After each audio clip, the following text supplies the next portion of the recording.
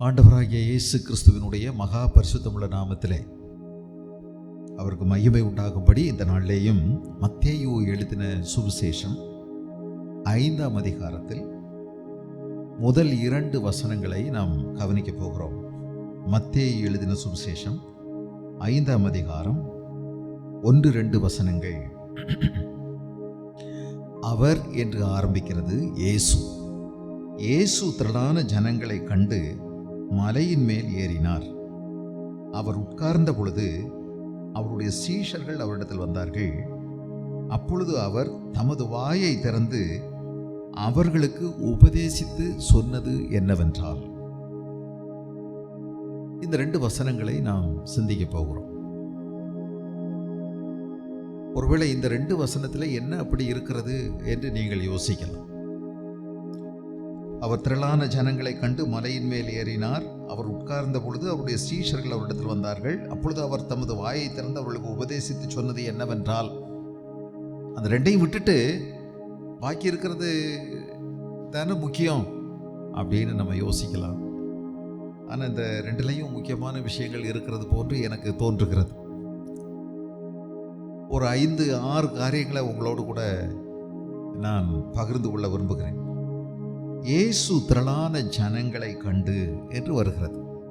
இயேசு திரளான ஜனங்களை கண்டு, திரளான ஜனங்களை இயேசு கண்டார். இது ஒரு நல்ல சந்தர்ப்பம் என்று இயேசு கண்டார். திரளான ஜனங்களை இயேசு கண்டபோது இது ஒரு நல்ல சந்தர்ப்பம். Jesus used the right opportunity. சரியான ஒரு சந்தர்ப்பம். திரளான ஜனங்கள் எப்படி வந்தார்கள்? இயேசு கிறிஸ்துவினுடைய ஊழியத்தின் ஆரம்பத்தை நீங்கள் கவனிப்பீர்களானால், அவர் ஞானஸ்நானம் பெற்று அதற்கு பின்பு பரிசுத்த ஆவியானவரால் வனாந்தரத்துக்கு கொண்டு போகப்பட்டார். 40 நாள் அவர் பிசாசினால் சோதிக்கப்பட்டார்.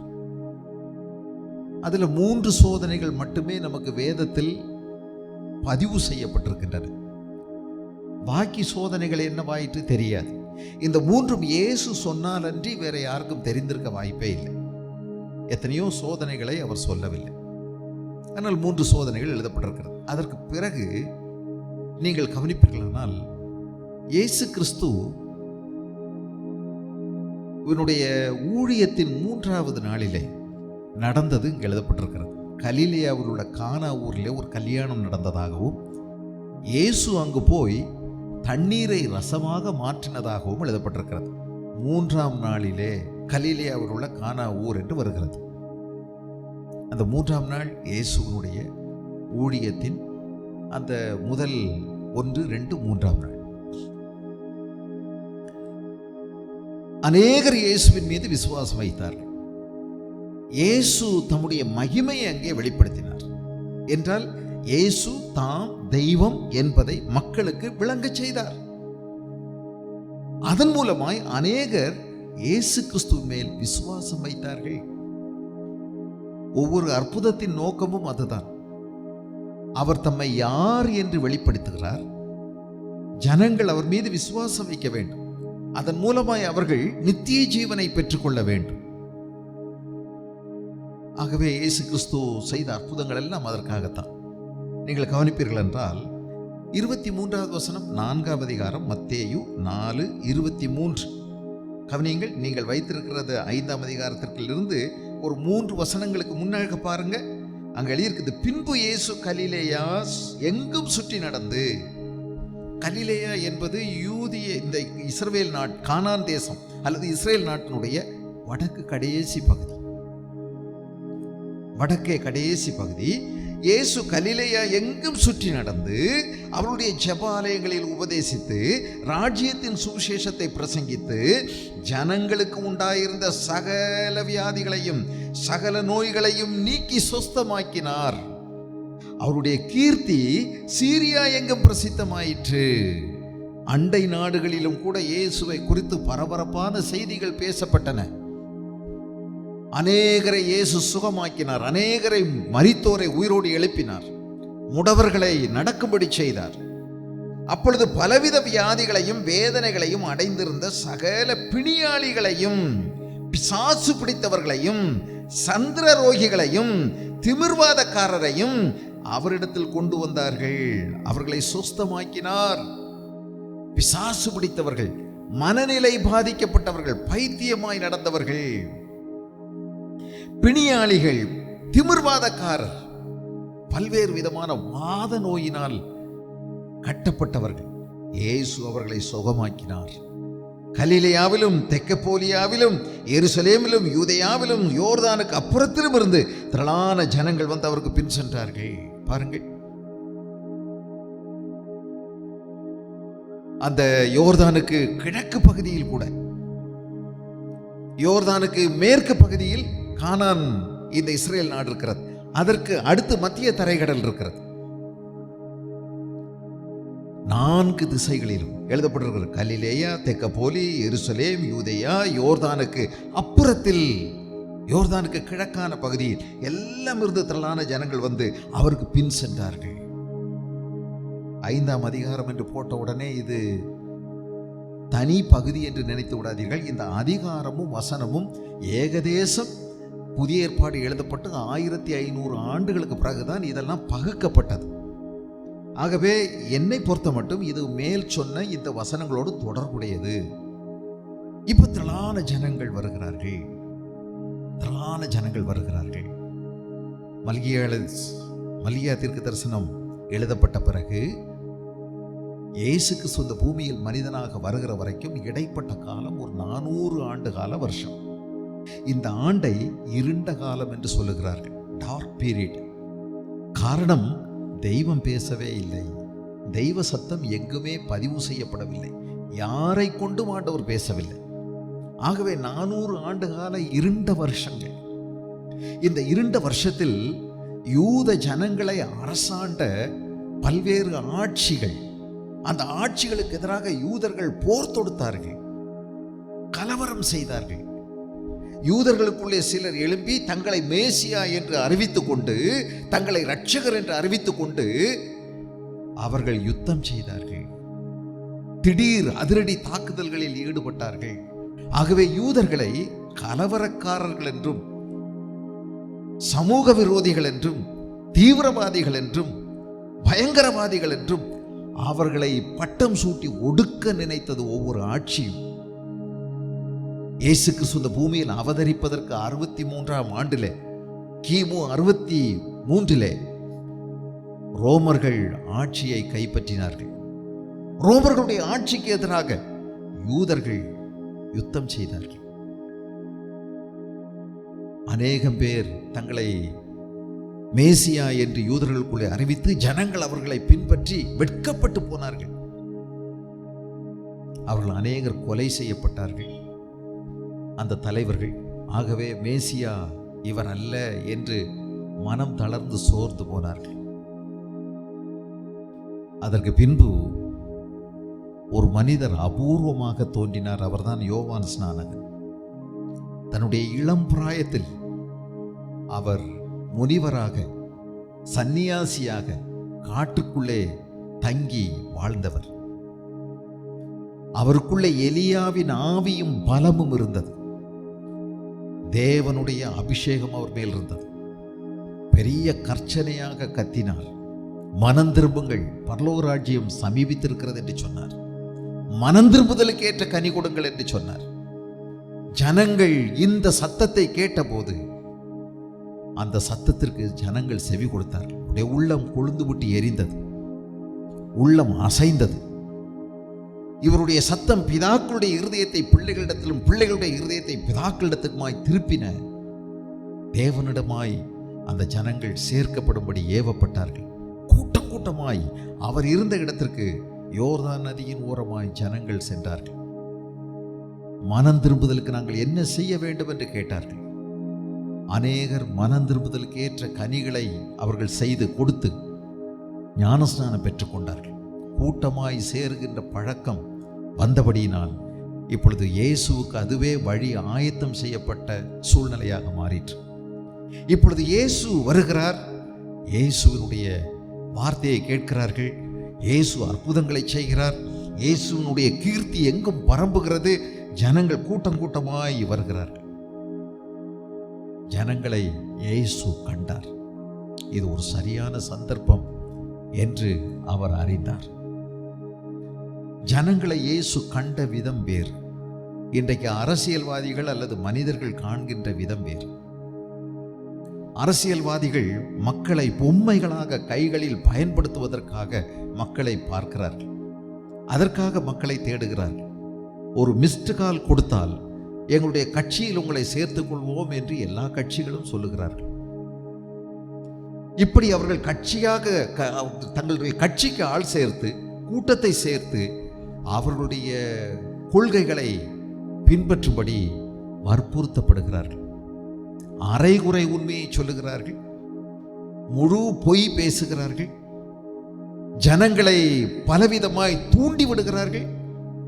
தங்களுடைய ஆதாயத்திற்காக, தங்களுடைய புகழுக்காக, தங்களுடைய பெருமைக்காக மக்களை வசப்படுத்தி அவர்கள் தங்களை வாழ வைத்துக் கொள்ளுகிறார்கள். இதன் அரசியல் சூழ்ச்சி. இயேசு கிறிஸ்து விதமாய் ஜனங்களை பார்க்கவில்லை. People are manipulating people, misusing them. Whereas Jesus wanted to make them useful. தெய்வம் மனிதர்களை என்ன நோக்கத்துக்காக உருவாக்கினாரோ அந்த நோக்கத்துக்கு மனிதனை திரும்பவுமாய் புதுப்பிக்க, மறுசீரமைக்க, உருவாக்க இயேசு இந்த பூமிக்கு வந்தார். அவருடைய நாமத்தின் மேல் விசுவாசம் உள்ளவர்கள் எவர்களோ அவர்கள் அத்தனை பேரும் தேவனுடைய பிள்ளைகளாகும் அதிகாரத்தை அவர் கொடுக்கும்படி வந்தார். இயேசு கிறிஸ்து இந்த ஜனங்களை கண்டபோது நாம் பார்க்கிற விதமாய் அவர் பார்க்கவில்லை. 9ஆம் அதிகாரம், மத்தேயு எழுதின சுவிசேஷம் 9ஆம் அதிகாரம் 35வது வசனம். மத்தேயு 9:35. பின்பு இயேசு சகல பட்டணங்களையும் கிராமங்களையும் சுற்றி நடந்து ஜெப ஆலயங்களில் உபதேசித்து ராஜ்யத்தின் சுவிசேஷத்தை பிரசங்கித்து ஜனங்களுக்கு உண்டாயிருந்த சகல வியாதிகளையும் சகல நோய்களையும் நீக்கி அவர்களை சொஸ்தமாக்கினார். இயேசு கிறிஸ்து அவர்களுடைய கட்டுகளை அறுத்தார். அவருடைய கண்ணிகளிலிருந்து ஜனங்களை விடுவித்தார். உண்மையான விடுதலையின் ஆண்டை அறிவிக்கும்படி இயேசு வந்தார். 36வது வசனம். அவர் திரளான ஜனங்களை கண்டபோது அவர்கள் மேய்ப்பனில்லாத ஆடுகளைப் போல தோய்ந்து போனவர்களும் சிதறப்பட்டவர்களுமாயிருந்தபடியால் அவர்கள் மேல் மனதுருகி, அவருடைய மனது, அவருடைய இதயம் இளகி உருகி அவருக்குள்ளே ஓடிற்று. ஜனங்கள் பக்கமாய் ஓடியது. மெழுகு உருகும் போல அவருடைய உள்ளம் உருகி இளகி ஜனங்கள் பக்கமாய் ஓடியது. அவர் மனதுருகி திரளான ஜனங்களை கண்டபோது அவர்கள் தோய்ந்து போனவர்கள். People are discouraged. அவர்களுடைய உள்ளம் சோர்ந்து போனது. நெருக்கடியில் இருக்கிறார்கள், இக்கட்டில் இருக்கிறார்கள், உடைந்து போனவர்கள், நொந்து போனவர்கள், காயப்பட்டவர்கள், சிதறடிக்கப்பட்டவர்கள், scattered. இதையெல்லாம் பார்த்தபோது அவர்களுக்காய் அவர் மனதுருகினார். ஜனங்களை அவர் கண்டு மனதுருகி அவர்களை விடுவிக்க வேண்டுமே, அவருடைய காயங்களை கட்ட வேண்டுமே, அவர்களை சுகமாக்க வேண்டுமே, அவருடைய ஆத்மாவுக்கு தேர்தல் கொடுக்க வேண்டுமே, சமாதானம் வரல வேண்டுமே என்று இயேசு நினைத்தார். அதற்காகவே அவர் வந்தார். இருதயம் நொறுங்குண்டவர்களை குணமாக்க, காயப்பட்டவர்களை காயத்தை கட்ட, சிதறடிக்கப்பட்டவர்களை திரும்ப கூட்டி சேர்க்க இயேசு இந்த பூமிக்கு வந்தார். அவர் தனக்கு எல்லாரும் அவருக்கு ஊழியம் செய்ய வேண்டும் என்று அவர் நினைத்து வரவில்லை. எல்லாருக்கும் ஊழியம் செய்யும்படியாக, எல்லாருக்காகவும் தம்முடைய ஜீவனை கொடுக்கும்படியாக இயேசு வந்தார். தம்முடைய சீஷர்களை நோக்கி மனதுருகி என்ன சொன்னாராம்? அறுப்பு மிகுதி, வேலையாட்களோ கொஞ்சம். ஆதலால் அறுப்புக்கு எஜமான் தமது அறுப்புக்கு வேலையாட்களை அனுப்பும்படி அவரை வேண்டிக் கொள்ளுங்கள் என்றார். அறுவடை தயாராயிருக்கிறது, ஆனால் அறுக்கவோ ஆட்கள் இல்லை. அறுவடைக்கு, அறுப்புக்கு வேலையாட்கள் இல்லையே, என்னவாகும் என்று யோசித்து பாருங்கள். அறுவடை தயாராயிருக்கிறது, ஆனால் அறுக்க ஆள் கிடைக்கவில்லை என்றால் என்னாகும்? அந்த கோதுமை மணிகள் எல்லாம் சாய்ந்து தரையிலே விழுந்து அத்தனையும் வீணாய் போய்விடும். திரும்பவுமாய் முளைத்து போய்விடும், வீணாய் போய்விடுமே. என்ன செய்ய வேண்டும்? காப்பாற்ற வேண்டும். Jesus came to rescue. இயேசு காப்பாற்றும்படி வந்தார், ஜனங்களை காப்பாற்றும்படி வந்தார். வீணாக போகக்கூடாது, அவருடைய வாழ்வு வீணாக முறிந்து போகக்கூடாது, அவர்கள் நித்தியமாய் வாழ வேண்டும் என்ற ஏக்கத்தோடு வந்தார். திரளான ஜனங்களை கண்டபோது சரியான சூழ்நிலையை அவர் கணித்தார். அவர் சரியான சூழ்நிலையை உபயோகித்துக் கொண்டார். Jesus used the right opportunity. அவர் திரளான ஜனங்களை கண்டு மலையின் மேல் ஏறினார் என்று வருகிறது. மலையின் மேல் ஏறினார். கொஞ்சம் உயரமான இடம் இருந்தால் நல்லா தான் இருக்கும். உட்கார்ந்து பேசலாம். அந்த நாட்களில் இன்றைக்கு இருப்பது போல மைக்ரோஃபோன் எல்லாம் கிடையாது. நம்முடைய சத்தத்தை பல மடங்காய் பெருக்க செய்யக்கூடிய ஒலிபெருக்கிகள் கிடையாது. அந்த வசதிகள் இல்லை. உயரமான இடத்திற்கு போவது நல்லது. இயேசு தனிமையான இடத்திற்கு அழைத்து சென்றார். He selected the right place. சரியான இடத்திற்கு சென்றார். அவர் தெரிந்தெடுத்த இடம் சரியான இடம். சந்தடிகள் இல்லாத ஒரு இடத்திற்கு தேவன் இயேசு அழைத்து சென்றார். உங்களுக்கு தெரியும், இயேசு கிறிஸ்து அநேக நேரங்களில் இயற்கையின் நல்ல பகுதிகளை பயன்படுத்துகிறதை நீங்கள் பார்ப்பீர்கள். கடற்கரை ஓரமாய் பல நேரங்களில் ஜனங்களை கூடி வரும்படி செய்து தங்களுடைய வாழ்க்கையின் சூழ்நிலைகள், தொடர்புகள் இதிலிருந்து சற்றே தனித்து பிரித்தெடுத்து அவர்களை கொண்டு போய் தனிமையாய் வைத்து அவர்களோடு கூட அவர் பேசுகிறார். வேறு கவனங்கள் அவர்களுடைய மனதில் விழாதபடிக்கு அவருடைய சூழ்நிலைகளிலிருந்து பிரித்து கொண்டு போய் தனியாக ரிட்ரீட் நடத்துவது இயேசுவினுடைய பழக்கம்தான். அவர் மலையின் மேல் ஏறினார். மலை முக்கியமானது. வேதாகமத்தில் மலை பல முக்கியத்துவம் வாய்ந்தது. ஆபிரகாம் ஒரு மலையில் தான் குடியிருந்தார். அந்த மலையை விட்டுத்தான் லோத்து பட்டணத்தை பார்த்து சென்று விட்டார். சோதோமும் கொமோராவும் அழிக்கப்படுவதற்கு சற்று முன்பாக தேவதூதர்கள் லோத்தையும் அவருடைய குடும்பத்தாரையும் பார்த்து, உன் ஜீவன் தப்பும்படி இந்த மலைக்கு ஓடிப்போ என்று சொன்னார்கள். ஆனால் அவனுக்கு ஓடுவதற்கான பலன் இல்லாமல் போனான். மலையிலே இருந்திருந்தால் இந்த கெதி அவருக்கு வந்திருக்காது. அவரால் ஓட முடியவில்லை. மிக முக்கியத்துவம் வாய்ந்தது.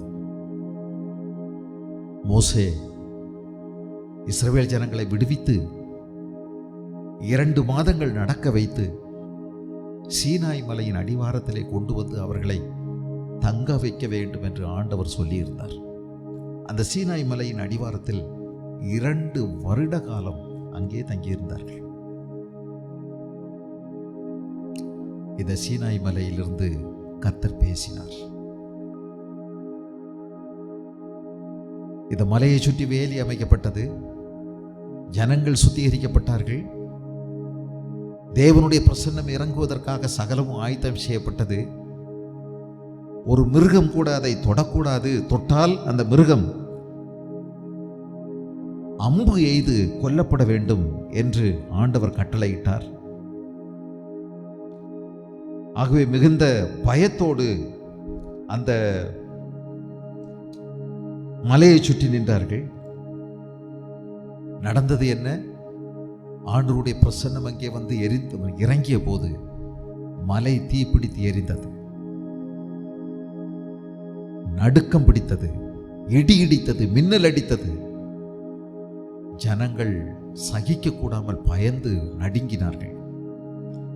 எபிரேயருக்கு எழுதின நிருபம் 12ஆம் அதிகாரம். அன்றியும் தொடக்கூடியதும் அக்கினி பற்றி எரிகிறதுமான மலையினிடத்திற்கும் மந்தாரம், இருள், பெருங்காற்று ஆகிய இவைகளிடத்திற்கும், எக்கால முழக்கத்தினிடத்திற்கும், வார்த்தைகளுடைய சத்தத்தினிடத்திற்கும் நீங்கள் வந்து சேரவில்லை. அந்த சத்தத்தை கேட்டவர்கள் பின்னும் தங்களுக்கு வார்த்தை சொல்லாதபடிக்கு வேண்டிக் கொண்டார்கள். ஏனெனில் ஒரு மிருகமாகிலும் மலையை தொட்டால் அது கல்லறியுண்டு அல்லது அம்பினால் எய்யுண்டு சாக வேண்டும் என்று சொல்லப்பட்டிருந்த கட்டளையை சகிக்க மாட்டாதிருந்தார்கள். மோசே சொல்லுகிறார், நானும் மிகவும் பயந்து நடுங்குகிறேன் என்று சொல்லத்தக்கதாக அந்த காட்சி அவ்வளவு பயங்கரமாயிருந்தது. இப்பொழுது இயேசு மலையின் மேல் ஏறினார். இந்த மலை எப்படிப்பட்ட மலை?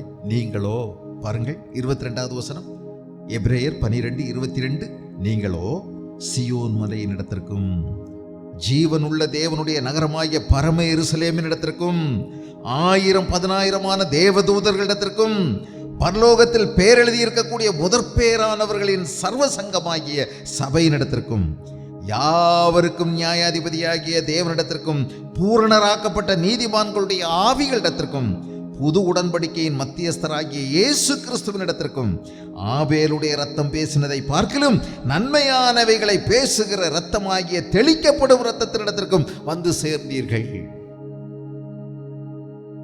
இப்பொழுது அந்த அதிர்ச்சி, அந்த பயம், அங்கிருந்த திகில் இங்கே இல்லை. தாராளமாய் இயேசுவின் பக்கமாய் ஜனங்கள் நெருங்கி வந்து விட்டார்கள். அவர் மலையின் மேல் ஏறினார். He selected the right place. அன்றைக்கு மோசே மலையில் ஏறினார். ஆனால் அந்த மலை பக்கமாக யாரும் போக முடியாது.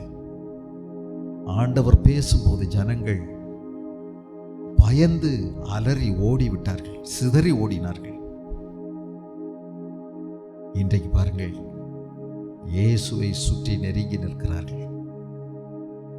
இயேசுவினுடைய வாழ்வில் மலை முக்கியமானது. இன்னொரு நேரம் அவர் மலையில் மறுரூபமானார். ஜெபித்து கொண்டிருந்த போது அவருடைய தேவ மகிமை அவர் உள்ளிருந்து வெளியிலும் பிரகாசித்தது. அது முடிந்து ஒரு 7 நாளைக்கு பிறகு இயேசு கல்வாரி மலையில் சிலுவையில் எல்லா மனிதனுடைய பாவத்தை போக்குவதற்காக அவர் தன்னுடைய ஜீவனை கொடுத்தார். இதை ஜனங்கள் அவருடைய பக்கமாய் நெருங்கி வரலாம், நெருங்கி கேட்கலாம். ஆனால் அன்றைக்கு அங்கு சொல்லப்பட்ட அந்த சத்தம் எழுதப்பட்டிருக்கிறது, பேசுகிறவருக்கு நீங்கள் செவி கொடுக்க மாட்டோம் என்று விலகாதபடி எச்சரிக்கையாயிருங்கள். ஏனெனில் பூமியிலே 25வது வசனம், எபிரேயர் 12:25, ஏனெனில் பூமியிலே பேசினவருக்கு செவி கொடுக்க மாட்டோம் என்று விலக்கினவர்கள் தப்பி போகாமல் இருக்க பரலோகத்திலிருந்து பேசுகிறவரை நாம் விட்டு விலகினால் எப்படி தப்பிப்போம்? இயேசு மலையின் மேல் ஏறி உட்கார்ந்தார்.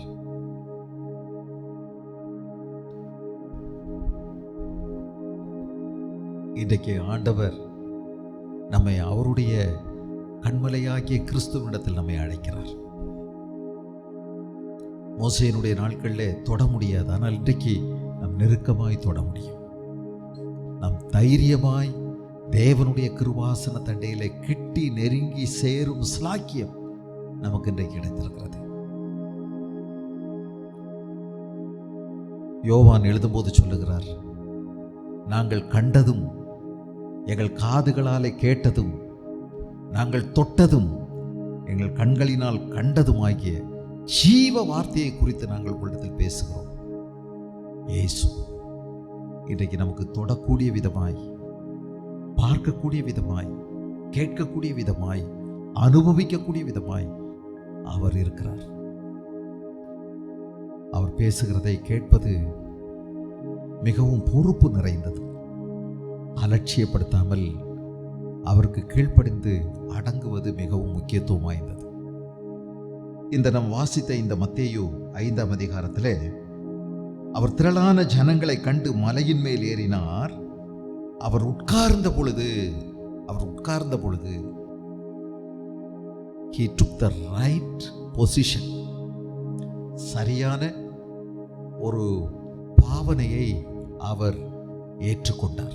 உட்கார்ந்த பொழுது இயேசு உட்கார்ந்தார். இயேசுவினுடைய நாட்களில் அநேகர் நியாயாசனத்தில் உட்கார்ந்திருக்கிறார்கள். வேதபாரகர், பரிசேயர், சதுசேயர் நியாயாசனத்தில் உட்கார்ந்திருக்கிறார்கள். தங்களுடைய கைகளால் கூட, சுண்டு வரலால் கூட தொடாத அநேக பாரமான காரியங்களை ஜனங்கள் மேல் சுமத்துகிறார்கள். ஆனால் இயேசு இன்றைக்கு உட்கார்ந்திருக்கிறார். அவருடைய சிங்காசனம் கிருபையின் சிங்காசனம். அவர் கிருபையும் சத்தியமும் நிறைந்தவராய் நமக்குள்ளே வாசம் பண்ணுகிறார். அவர் இன்றைக்கு நமக்காக, நம்முடைய இரட்சகராக, நம்முடைய மத்தியஸ்தராக, நம்முடைய பிரதான ஆசாரியராக பிதாவின் வலது வருஷத்திலே உட்கார்ந்திருக்கிறார். நமக்காக பரிந்து பேசுகிறார். நமக்காக விண்ணப்பங்களை ஏறெடுக்கிறார். இந்த வருஷமும் இருக்கட்டும், நான் இதற்கு கொத்தி உரம் போடுகிறேன், இந்த வருஷமாகிலும் இது கனி கொடுக்கும் என்று நமக்காக விண்ணப்பம் செய்கிறார். ஆனால் ஒரு நாள் வரும், அவர் சிங்காசனத்தில் வீற்றிருப்பார். நீதி உள்ள நியாயாதிபதியாக, உலகின் நியாயாதிபதியாக இயேசு தம்முடைய வெள்ளை சிம்மாசனத்தில் உட்கார்ந்திருப்பார். அன்றைக்கு அவருடைய முன்னிலையிலே இரண்டு சாராராக பிரிக்கப்படுவார்கள். நீதிமான்கள் என்றும் துன்மார்க்கர் என்றும், இயேசுவை ஏற்றுக்கொண்டு ஆசீர்வதிக்கப்பட்டவர்கள் என்றும், இயேசுவை நிராகரித்து சபிக்கப்பட்டவர்கள் என்றும், வலது பக்கம் என்றும் இடது பக்கம் என்றும், செம்மறியாடென்றும் வெள்ளாடென்றும் இரு சாராராக பிரிக்கப்படுவார்கள். துன்மார்க்கரோ அப்படி இராமல் காற்று பறக்கடிக்கும் பதரை போல் இருப்பார்கள். ஆகையால் துன்மார்க்கர் நியாய தீர்ப்பிலும், பாவிகள் நீதிமான்களுடைய சபையிலும் நிலை நிற்பதில்லை. கர்த்தர் நீதிமான்களின் வழி அறிந்திருக்கிறார், துன்மார்க்கரின் வழியோ அழியும்.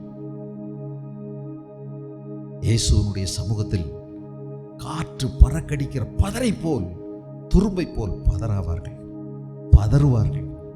தன்னுடைய ஒரே குழந்தைக்காக, ஒரே குழந்தை இறந்து போனால் புலம்பி அழுவது போல இயேசுவின் சமூகத்தில் புலம்பி அழுவார்கள். அவருடைய சிங்காசனத்துக்கு முன்பதாக நிற்க முடியாது. அலறுவார்கள், தலையில் அடித்துக் கொள்வார்கள், முடியை பித்துக் கொள்வார்கள், மன்னிப்பு வேண்டுவார்கள். ஆனால் அவர்கள் கிடைக்காது. இன்றைக்கு இயேசு கிறிஸ்துவை அறிந்து மரித்தவர்கள், இயேசுவை வெறுத்து மரித்தவர்கள், விரும்பாமல் மரித்தவர்கள், இந்த இரண்டு சாராரும் இரண்டு தற்காலிகமான இடத்திலே வைக்கப்பட்டிருக்கிறார்கள். இயேசுவை அறிந்து இந்த உலகத்தை விட்டு கடந்து போனவர்கள், மரித்து போனவர்கள் தேற்றப்படுகிறார்கள். ஆனால் இயேசுவை நிராகரித்து, இயேசுவுக்கு விரோதமாய் நடந்து, அந்நிய தெய்வங்களை நாடி பின்பற்றி இந்த உலகத்தை விட்டு மரித்து போனவர்கள், இப்பொழுதுதான் அவர்களுக்கு புத்தி வந்திருக்கிறது. பட்டால்தான் புத்தி வரும் என்று சொல்வார்கள். பட்டுத்தான் புத்தி வர வேண்டும் என்ற அவசியம் இல்லை. சொந்த புத்தி அல்லது சொல் புத்தி இருந்தால் நல்லது. ஆனால் இந்த பூமியிலே அவர்கள் இயேசுவை நிராகரித்து விட்டார்கள். இன்றைக்கு அவர்கள் தற்காலிகமான இடத்திலே துக்கத்தோடு இருக்கிறார்கள். தற்கொலை செய்து கொண்டவர்கள், இயேசுவை நிராகரித்து இந்த உலகத்தில் மரித்து போனவர்கள், இயேசுவை வேண்டாம் என்று அந்நிய தெய்வங்களை நாடி பின்பற்றி மரித்து போனவர்கள் அழுது கொண்டும் துக்கப்பட்டும் வேதனைப்பட்டு கொண்டும் இருக்கிறார்கள்.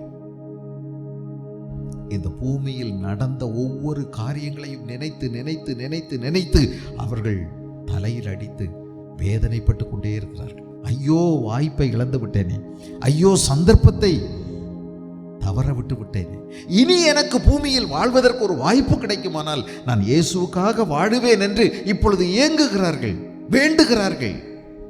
ஆனால் அவருடைய வேண்டுகோள் நிராகரிக்கப்படுகிறது. யாருக்கும் பூமியில் வாழ்க்கை ஒரு முறைதான், ஒன்றே கால் இல்லை, ஒன்றரை இல்லை, இனி ஒரு வாழ்க்கை இல்லை பூமியில். ஆகவே அவர்கள் கூப்பாடு போடுகிறார்கள்.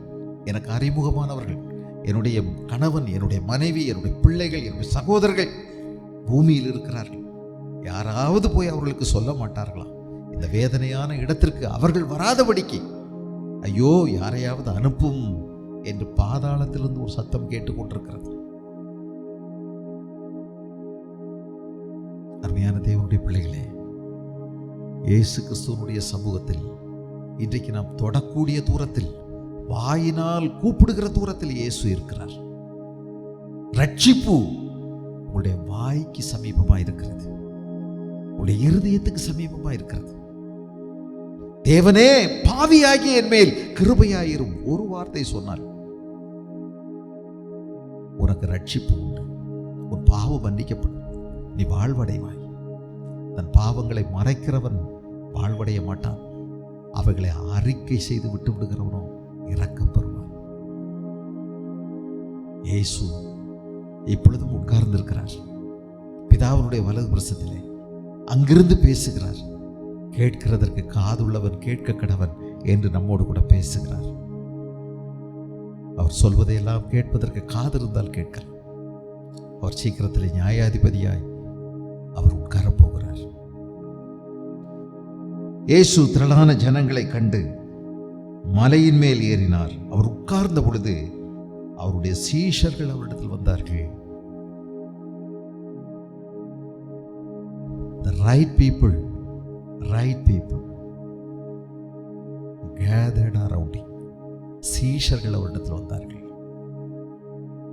மலையில ஏறினா கொஞ்சம் பேர் வராமல் போயிருப்பாங்கல்ல. நம்மளாலாம் நடக்க முடியாது. என்னடா அவர் அங்கேயே போயிட்டே இருக்கிறாரு, அங்கே போனால் என்னன்னு திரும்பி வர்றது, எப்போ முடிப்பாரோ என்னமோ தெரியாது, நமக்கு சில சோலி இருக்கு, வேலை இருக்கு அப்படின்னு நினைச்சவங்க, people those who are preoccupied in their mind, so they left Jesus, following Jesus. ஆனால் சீஷர்கள் அவரிடத்தில் வந்தார்கள். சீஷர்கள் என்ற வார்த்தைக்கு கிரேக்க மொழியிலே மெத்தடிஸ்ட் என்று பெயர் இருக்கிறது. சீஷர்கள் மெத்தடிஸ்ட். இந்த மெத்தடிஸ்ட் இந்த வார்த்தையிலிருந்து தான் மேத்தமேட்டிக்ஸ் என்ற வார்த்தை வருகிறது. மேத்ஸ்,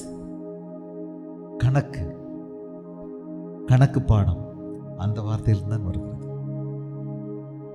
மெத்தடிஸ்ட் என்றால் லேர்னர்ஸ், கற்றுக்கொள்ளுகிறவர்கள். பீப்புள், லேர்னர்ஸ், அந்த வார்த்தை அதிலிருந்து தான் வருகிறது. அதுதான் அர்த்தம், கற்றுக்கொள்ளுகிறவர்கள். எதற்கு? பின்பற்றும்படி. அவர் நடந்தது போல, அவர் வாழ்ந்தது போல, அவர் செய்வது போல, அவர் செய்தது போல செய்வதற்கு, அவரை போல குருவை பின்பற்றுவதற்கு. எல்லா இடத்திலும் அவர் கூடையே இருக்க,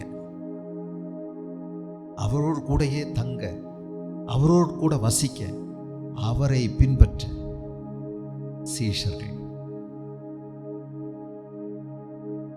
கிறிஸ்தவம் என்பது சீஷத்துவமாகும். Christianity is discipleship. அது சீஷத்துவம், பொறுப்பு மிக்கது. இயேசு கிறிஸ்து எத்தனையோ முறை திரளான ஜனங்கள் தன்னை நோக்கி வருகிறதை கண்டு அவர் திரும்பி நின்று, ஒருவன் என்னை பின்பற்றி வர விரும்பினால் தன்னைத்தான் வெறுத்து தன் சிலுவையை எடுத்துக்கொண்டு என்னை பின்பற்றி வர கடவன் என்று சொன்னார். தன்னைத்தான் வெறுத்து தன்னையே வெறுக்க வேண்டும், தனக்குள்ள எல்லாவற்றையும் வெறுக்க வேண்டும். என்னை விட மனைவியையாவது, கணவனையாவது, தகப்பனையாவது, தாயையாவது, பிள்ளைகளையாவது, சொத்தையாவது, வீட்டையாவது, ஆஸ்தியையாவது அதிகம் நேசிக்கிறவர்கள் எனக்கு சீஷனாக இருக்க முடியாது என்று இயேசு திட்டமும் தெளிவுமாய் சொன்னார். சீஷத்துவம் என்பது கிரயம் செலுத்த வேண்டிய ஒன்று. சரியான மக்கள் இயேசுவிடம் வந்தார்கள். சிலர் போய்விட்டார்கள். இயேசு மலையின் மேல் ஏறினார். சீஷர்கள் அங்கே வந்தார்கள். அருமையானவர்களே, நாம் சீஷர்களாய் மாறி இருக்கிறோமா, சீஷர்களாக இருக்கிறோமா என்று பார்க்க வேண்டும். மாறுவதல்ல, மன்னித்துக் கொள்ளுங்கள், சீஷர்களாக வேண்டும், சீஷர்களாக இருக்க வேண்டும். நீங்கள் நான் சொல்லுகிறபடி வாழ்ந்தால் எனக்கு சீஷர்களாய் இருப்பீர்கள். Not that you become disciples, you are my disciples. நீங்கள் ஒருவரில் ஒருவர் அன்பாயிருந்தால் எனக்கு சீஷர்களாய் இருப்பீர்கள். சீஷர்களாய் இருப்பதற்கு தான் நாம் அழைக்கப்பட்டிருக்கிறோம். அந்தியோகியா என்ற பட்டணத்தில் முதல் சீஷர்களுக்கு தான் கிறிஸ்தவர்கள் என்ற பெயர் வந்தது. சீஷர்களுக்கு தான் கிறிஸ்தவர்கள் என்று சொன்னார்கள். ஆனால் இன்றைக்கு கிறிஸ்தவ மதத்தில் இருக்கிறவர்களை கிறிஸ்தவர்கள் என்று சொல்லுகிறார்கள். மதம் வேறு, இயேசுவை பின்பற்றுவது என்பது வேறு. மதத்தில் இருக்கிறவர்கள் இயேசுவுக்கு பிரியமாய் நடக்க மாட்டார்கள். இயேசுவுக்கு பிரியமாய் நடக்கிற சீஷர்கள் மதத்தை பின்பற்ற மாட்டார்கள். மதம் மனுஷனால் ஏற்படுத்தப்பட்டது. இயேசு கிறிஸ்து நமக்கென்று ஒரு ஜீவனுள்ள மார்க்கத்தை ஏற்படுத்தி இருக்கிறார். புதிதும் ஜீவனுமான மார்க்கம், அதுதான் கிறிஸ்து.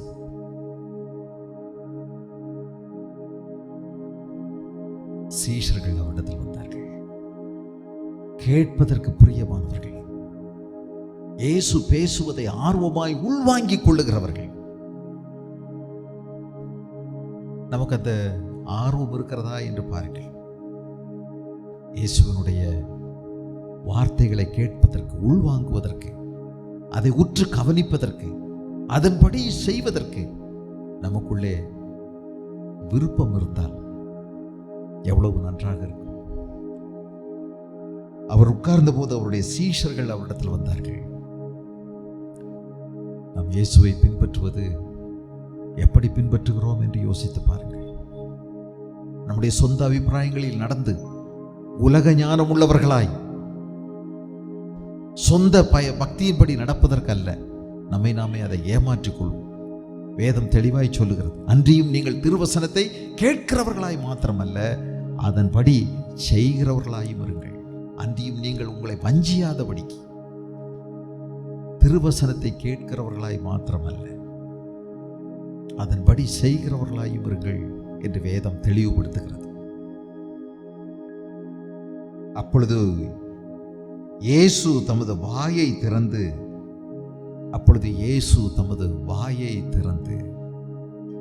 Jesus used the right method. அவர் தம்முடைய வாயை திறந்து அவர்களுக்கு உபதேசித்தார். எபிரேயர் எழுதின நிருபம் 1ஆம் அதிகாரத்தில் எபிரேயர் 1 அங்கு எழுதப்பட்டிருக்கிறது, பூர்வ காலங்களில் பங்கு பங்காகவும் வகை வகையாகவும் தீர்க்கதரிசிகள் மூலமாய் பிதாக்களுக்கு திருவுளம் பற்றின தேவன். பூர்வ காலங்களில் பங்கு பங்காக வகை வகையாக தீர்க்கதரிசிகள் மூலமாய் பிதாக்களுக்கு திருவுளம் பற்றின தேவன் இந்த கடைசி நாட்களில் குமாரன் மூலமாய், இயேசு கிறிஸ்து மூலமாய் நமக்கு திருவுளம் பற்றினார். இவர் யார்? இவர் சர்வத்துக்கும் சுதந்திரவாளி. இவரை கொண்டு உலகத்தை உருவாக்கினார். இவர் அவருடைய மகிமையின் பிரகாசம். அவருடைய தன்மையின் சொரூபம், சர்வத்தையும் தம்முடைய வல்லமை உள்ள வசனத்தினால் தாங்குகிறவர், தம்மாலே தாமே நம்முடைய பாவங்களை நீக்கும் சுத்திகரிப்பை உண்டு பண்ணுகிறவர், உன்னதத்தில் உள்ள மகத்துவமானவருடைய வலது பரிசத்தில் உட்கார்ந்திருக்கிறவர். இவர்தான் இயேசு. இவர்தான் வாயை திறந்து பேசுகிறார். இதற்கு முந்தைய நாட்களில் கொஞ்சம் கொஞ்சம் பலர் மூலமாய், சிலர் மூலமாய் பேசிக்கொண்டே வந்தார். கொஞ்சம் ஆபிரகாமுக்கு வெளிப்படுத்தினார், மோசேக்கு கொஞ்சம் வெளிப்படுத்தினார், தீர்க்கதரிசிகளுக்கு கொஞ்சம் வெளிப்படுத்தினார். பங்கு பங்காக, வகை வகையாக திருவுளம் பற்றின தேவன் இந்த கடைசி நாட்களிலே இயேசு தம்முடைய வாயை திறந்து திருவாய் மொழிகிறார். அவர் பேசுகிறார். இது எவ்வளவு ஒரு பாக்கியம்! இன்றைக்கு நாம் தெய்வ சத்தம் கேட்கின்ற மகா பெரும் பாக்கியம் நமக்கு இருக்கிறது. கர்த்தர் எல்லாரோடும் பேசவில்லை அந்த நாட்களில். ஆனால் இன்றைக்கோ கடைசி நாட்களில் மாம்சமான யாவர் மேலுமே நான் ஆவியை ஊற்றுவேன். உங்களுடைய குமாரரும் உங்களுடைய குமாரத்திகளும் தீர்க்க தரிசனம் சொல்வார்கள். உங்கள் குமாரர் சொப்பனங்களை காண்பார்கள். உங்கள் குமாரத்திகள் தரிசனங்களை பார்ப்பார்கள். எல்லார் மேலுமே நான் ஆவியை ஊற்றுவேன். நவமான இருதயத்தை கொடுப்பேன். என் ஆவியை அவர்களுக்குள் வைப்பேன். என் கட்டளைகளை அவர்களுக்குள்ள எழுதுவேன். கர்த்தரை அறிந்து கொள் என்று உங்களுக்கு வேறொருவரும் சொல்ல வேண்டியதில்லை. கர்த்தருடைய ஆவியானவர் உங்களோடு கூட பேசுவார். இதான் இந்த நாட்கள். இயேசு நேரடியாய் பேசுகிறார். அவர் தம்முடைய வாயை திறந்து தீர்க்கதரிசிகள் மூலமாய் அல்ல, யாரையோ கொண்டல்ல, அவரே பேசுகிறார். அவரே பேசுகிறார்.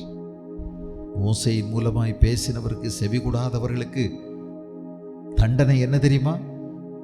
அவர்கள் அந்த கானான் தேசத்துக்குள்ளே பிரவேசிக்க முடியாதபடி அழிக்கப்பட்டு போனார்கள். ஆனால் இன்றைக்கு இயேசு நம்மோடு கூட பேசும்போது அவருடைய வார்த்தையை அலட்சியம் செய்தால் தண்டனைக்கு எப்படி நாம் தப்பித்துக் கொள்வோம்? கர்த்தர் இன்றைக்கு நம்மோடு கூட பேசுகிறார். ஆனால் நாம் கேட்பதில்லை.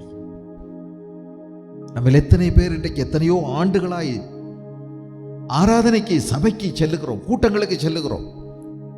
ஆனால் தேவனுடைய சத்தம் கேட்பதே இல்லை. வருகிறோம், பேசுறவருடைய முகத்தை பார்த்துட்டே இருக்கிறோம். ஆனா மனசு சோவா இருக்கிறது. எங்கெல்லாமோ சுற்றி கொண்டு வருகிறது, எதையெல்லாமோ நினைத்து கொண்டிருக்கிறது. செல்போன் இருந்தா செல்போனை நோண்டுறாங்க. ஆண்டவருடைய சத்தம் கேட்பதே இல்லை. பேசுகிறவருக்கு செவி கொடுக்க மாட்டோம் என்று சொன்னால் என்னவாகும்? எழுதப்பட்டிருக்கிறது 10ஆம் அதிகாரம் எபிரேயர் எழுதின நிருபத்திலே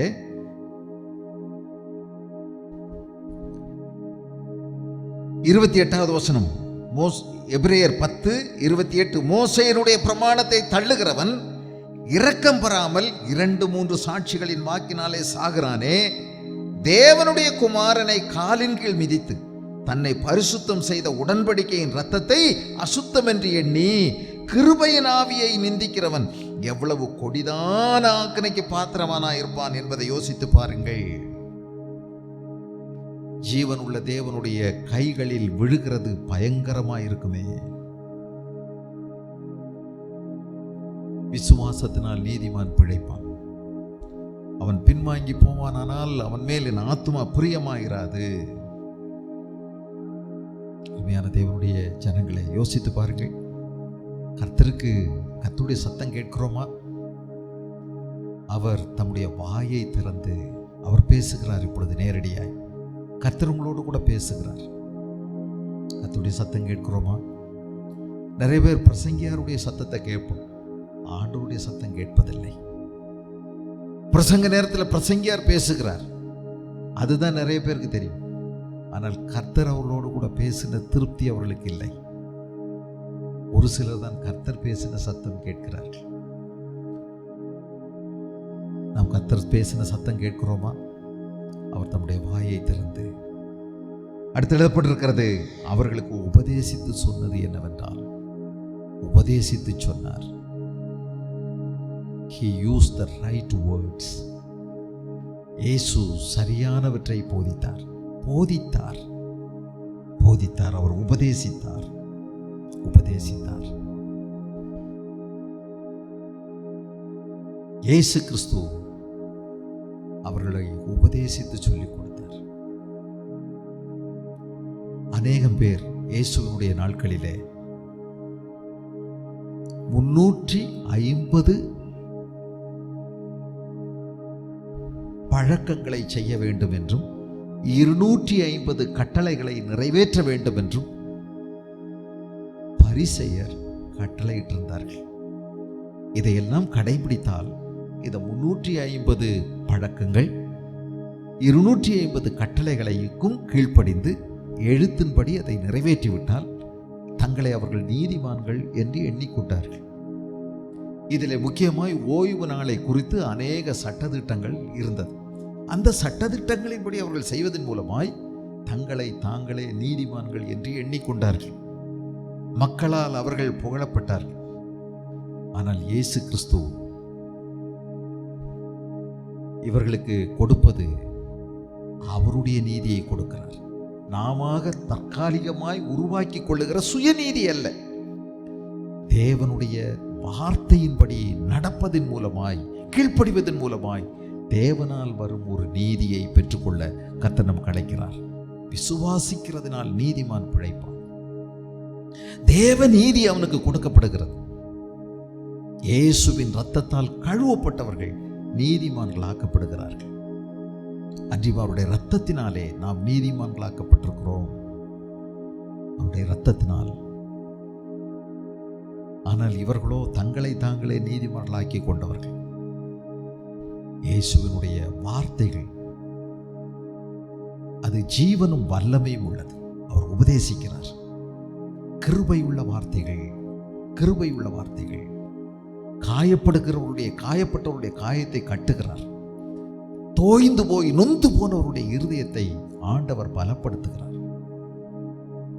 அவருடைய கட்டுகள் அறுக்கப்படுகிறது. தேவனுடைய விடுதலையின் வருஷம் அவர்களுக்கு அறிவிக்கப்படுகிறது. பேயின் கட்டுகள் உடைக்கப்படுகிறது. அவர்களை நுகத்தடிகளை கர்த்தர் முறிக்கிறார். எல்லா நுகங்களும் முறிக்கப்படுகிறது. விடுதலை அவர்களுக்கு அருளச் செய்யப்படுகிறது. இயேசு கிறிஸ்துவின் வார்த்தைகள் அவர்களுக்குள்ளே அற்புதத்தை செய்கிறது. இயேசுவின் வார்த்தை அதிகாரம் உள்ள வார்த்தை. இந்த மத்தேயு எழுதின சுவிசேஷம் 7ஆம் அதிகாரத்திலே நீங்கள் பார்ப்பீர்களானால் 28வது வசனம் 7:28, இயேசு இந்த வார்த்தைகளை சொல்லி முடித்த போது அவர் வேதபாரகரை போல் போதியாமல் அதிகாரமுடையவர்களாய் அவர்களுக்கு போதித்தபடியினால் ஜனங்கள் அவருடைய போதகத்தை குறித்து ஆச்சரியப்பட்டார்கள். வேதபாரகரை போல் போதியாமல் அதிகாரமுடையவர்களாய் அவர்களுக்கு போதித்தார். வேதபாரகர்கள் போதிக்கும் போதே எங்கடா நம்முடைய வண்டவாளம் ஏதாவது யாருக்கும் தென்பற்றுமோ சொல்லிடுவாங்களோன்னு பயம் அவங்களுக்குள்ள இருக்கு. ஏன்னா அவங்க போதிக்கிற மாதிரி அவங்க நடக்கிறதில்லை. யாருக்காவது தெரிஞ்சிருக்குமோ அப்படின்னு தயக்கத்தில் தான் அவங்க பேச முடியும். அவங்களுக்கு மாரல் அத்தாரிட்டி அவங்களுக்குள்ள இல்லை.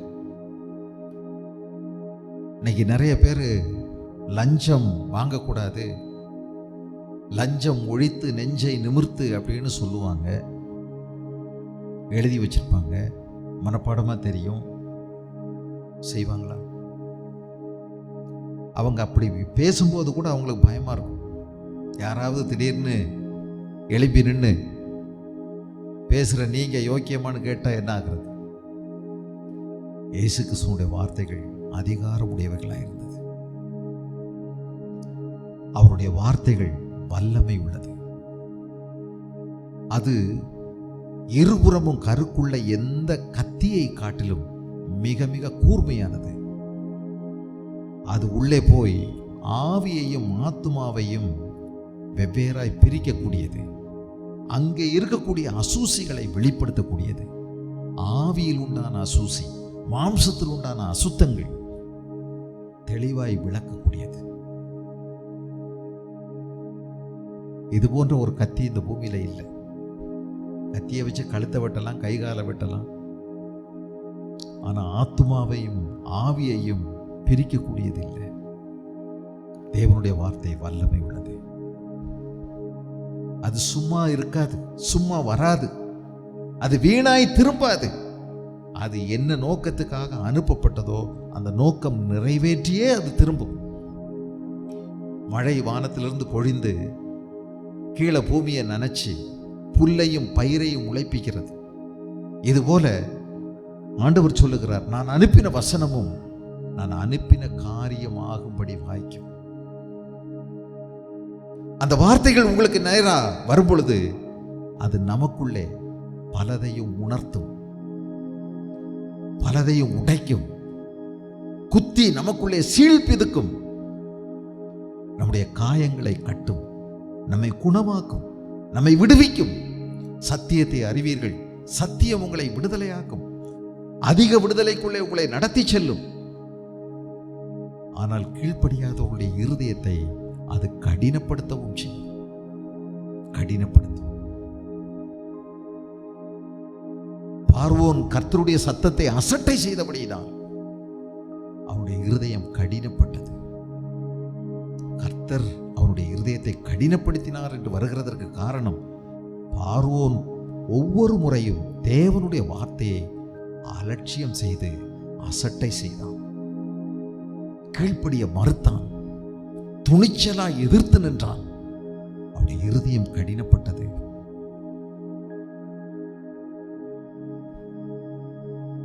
இது போன்றுதான் காயினுடைய மனது கடினப்பட்டது. திரும்ப திரும்ப கர்த்தர் பேசினார். அவன் தன்னுடைய உள்ளத்தை ஆண்டவருக்கு நேராய் திருப்பாதபடினான். கடைசியாக தேவனுடைய சமூகத்தை விட்டே அவன் போய்விட்டான். ரொம்ப துக்கமான ஒரு வார்த்தை.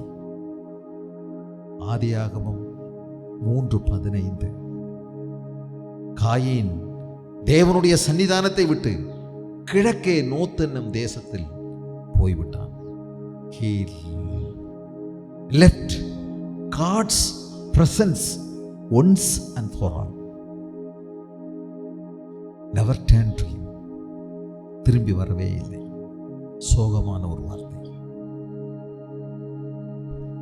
தேவனுடைய வார்த்தையை நாம் கவனிக்கிறோமா? அவர் உபதேசிக்கிறார். கிருபை உள்ள அவருடைய வார்த்தைகள், அதிகாரம் உள்ள அவருடைய வார்த்தைகளுக்கு நாம் கீழ்ப்படுகிறோமா? கர்த்தருக்கு பயப்படுகிற பயம் நமக்குள்ளே இருக்கிறதா? யோசித்து பாருங்கள். என்னை நோக்கி கர்த்தாவே கர்த்தாவே என்று சொல்லுகிறவன் பரலோக ராஜ்யத்தில் பிரவேசிப்பதில்லை.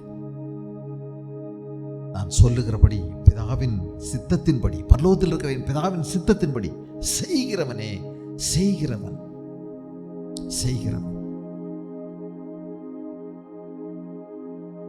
இந்த மத்தேயு எழுதின சுவிசேஷம் 5ஆம் அதிகாரம் 1 முதல் 16 வசனங்களிலே இருப்பதை பற்றி, குணத்தை பற்றி, இயேசுவை பின்பற்றவர்களுடைய சுபாவம் எப்படி இருக்க வேண்டும், அவருடைய பிரஜைகள் எப்படி இருக்க வேண்டும் என்று சொல்லுகிறார். 17வது வசனத்திலிருந்து நீங்கள் கவனிப்பீர்கள் என்றால் அவருடைய நடத்தை எப்படி இருக்க வேண்டும் என்று சொல்லப்பட்டிருக்கிறது. அவர் doing must come from our being. நாம் எப்படி இருக்கிறோம் என்பதிலிருந்து நாம் என்ன செய்கிறோம் என்பது வெளிப்படுகிறது. நாம் தேவனுக்கு பிரியமாய் நடக்க, நம்முடைய சிந்தையை அவருக்கு நேராக திருப்ப, நம்முடைய வாழ்க்கையின் குணாதிசயங்களை மாற்றுவதற்கு பரிசுத்த ஆவியானவருக்கு நம்மை ஒப்புக் கொடுப்போமானால் நம்முடைய வாழ்க்கை ஆசீர்வாதமாக இருக்கும். அவருடைய உபதேசம் வாயை திறந்து அவர் உபதேசித்தார். கிருபை உள்ள வார்த்தைக்கு நாம் கீழ்ப்படுகிறோமா? கர்த்தருடைய சத்தம் கேட்கிறோமா? வேத புத்தகத்தை வாசிக்கிறோமா? தினசரி அவருக்கு கீழ்ப்படிந்து நடுங்குகிறோமா? நம்முடைய வாழ்க்கை வேத வசனத்தினால் கட்டுப்படுத்தப்படுகிறதா? நாம் போகின்ற வருகின்ற வழியெல்லாம் பரிசுத்த ஆவியானவரால் நடத்தப்படுகிறோமா? நாம் தவறி விழுகின்ற நேரங்களில் உடனடியாக தேவனுடைய சமூகத்தில் துக்கத்தோடு வெட்கத்தோடு அறிக்கையிட்டு விடுதலை பெறுகிறோமா? சுத்திகரிக்கப்படுகிறோமா? முக்கியமானது. இவைகள் இல்லாவிட்டால் இயேசுவோடு நாம் தொடர்பு வைத்துக் கொள்ள முடியாது. இயேசுவை நாம் நெருக்கமாய் பின்பற்ற முடியாது. நம்மோடு கூட பேசுகிற ஆண்டவருடைய சத்தத்துக்கு நாம் கீழ்ப்படிய வேண்டும். அன்றைக்கு இன்று என்று மோசே பேசுகிறார், இளைப்பாறுதல் காலத்தை குறித்து பேசுகிறார். இன்றைக்கு இயேசு நம்மோடு கூட பேசுகிறார்.